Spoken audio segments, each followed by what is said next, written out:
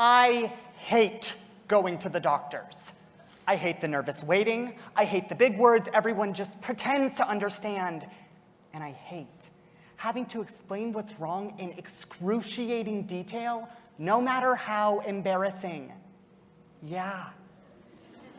So, last summer when it was time for my annual checkup, let's just say I was less than thrilled. Also, I still went to a pediatrician, so being in a waiting room with a literal baby on one side and a wailing 7-year-old on the other isn't exactly fun. Luckily, the actual appointment went fine, until they said they were gonna do some blood work.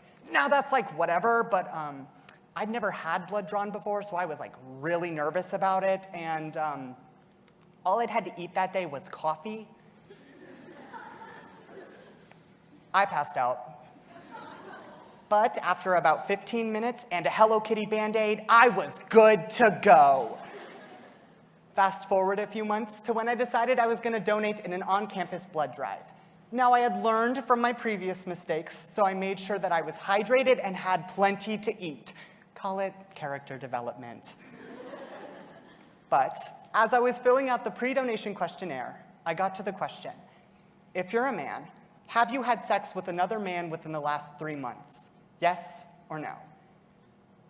And at first I was confused, because like, what does that have to do with my blood? But as I continued to answer questions and got to ones about HIV, it all made sense. There are heavy restrictions on blood donated from gay men in the United States, and these restrictions are often referred to as the blood ban. So today, we will first learn why the blood ban was implemented and how it has changed. Then, we will discuss some of the problems the blood ban creates, until finally, highlighting one very simple solution. But first, we have to learn why the blood ban was implemented. Well, in a 2020 article with the New York Times, authors Nahir Zaveri and Derek Bryson Tyler state, the blood ban was implemented early in the AIDS crisis when little was known about the human immunodeficiency virus that caused the disease. At the beginning of the AIDS epidemic, pretty much all we knew about HIV is that it was in the blood and it primarily affected gay men. So the FDA did the best it could and prohibited gay men from donating blood in the hopes of preventing the spread of HIV through blood transfusions. The original policy stated that if a man has had sex with another man, he cannot donate blood. Period, end of story, no donating forever.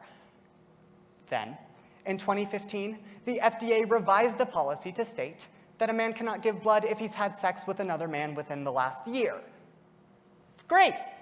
So, if you wanted to donate blood, all you had to do was not have sex for a whole year. Sounds totally realistic, right? Then, in response to the COVID-19 pandemic, the FDA revised the policy again in April 2020. The current FDA regulations are, as according to their website, that a man cannot give blood if he's had sex with another man within the last 3 months. And if a woman has had sex with a man within the last 3 months, who's had sex with a man within the last 3 months, then she can't donate blood. Because women shouldn't be allowed to donate blood either. Hashtag girlboss, hashtag feminism. A true equality win. So now that we've learned why the blood ban was implemented and how it's changed, we can begin to discuss some of its problems. The first problem is that the blood ban limits the amount of blood available for those who need it. In an article titled "The Facts About Blood Needs," the American Red Cross states, nearly 7,000 units of platelets and 10,000 units of plasma are needed daily in the US. Additionally, nearly 21 million blood components are transfused each year in the US alone. The demand for blood is huge. However, only 38% of the American population is eligible to donate blood, also according to the American Red Cross.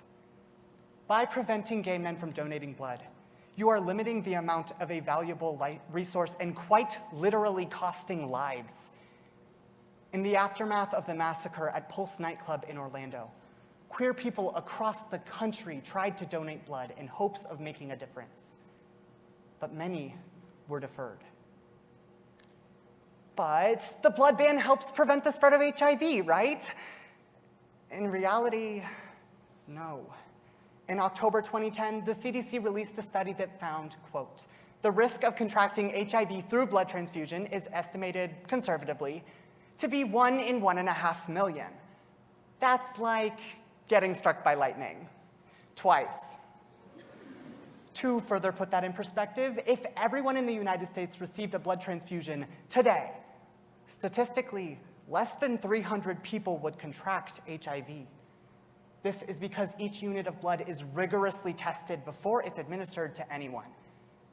In an article titled "The Bigotry of Gay Blood Donation Bans," Van Newark II states, since 2002, the FDA has approved testing that can identify the HIV virus within just a few weeks of exposure, meaning that the 3-month waiting period is more about exclusion than it is about risk.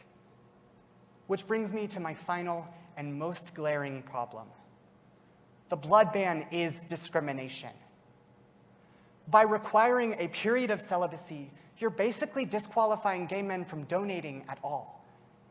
In his book, Visceral, activist R.J. Arkhipov states, the policy does not attempt to ascertain risk. It gives no weight to either safe sex practices or to monogamy. The deferrals are quite simply predicated on stereotypical hangovers from the HIV/AIDS crisis. They do not screen donors by their potential risk, but by their sexual orientation. On top of this, donors are required to select either male or female, making it even harder for trans and non-binary people to donate.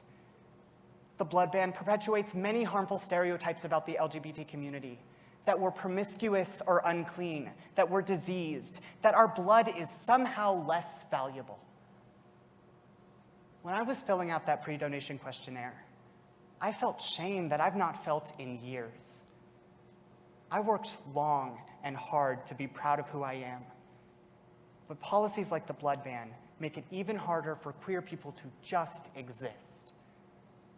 So, now that we've discussed the problems with the blood ban, the solution is simple. Get rid of it. It does active harm to the LGBT community. It limits the amount of a life-saving resource, and it doesn't even stop the spread of HIV. The blood ban serves no purpose outside of discrimination and needs to be repealed entirely and immediately.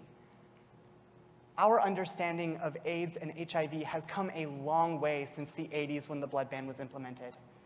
Today, those living with HIV can expect to live long, happy, and healthy lives relatively unimpeded by their status. It is time that we leave the stigma behind. In a few months, I will be eligible to donate blood again, and I plan to. Even though just the thought of it makes me really nervous and honestly a little lightheaded because you have to go there and they put the needle in your arm and you can feel every drop of blood coming out of your arm and you can literally have to go to the doctor's office. But I will donate. And I will continue to do so until I, like most other queer people, am no longer able to. Thank you.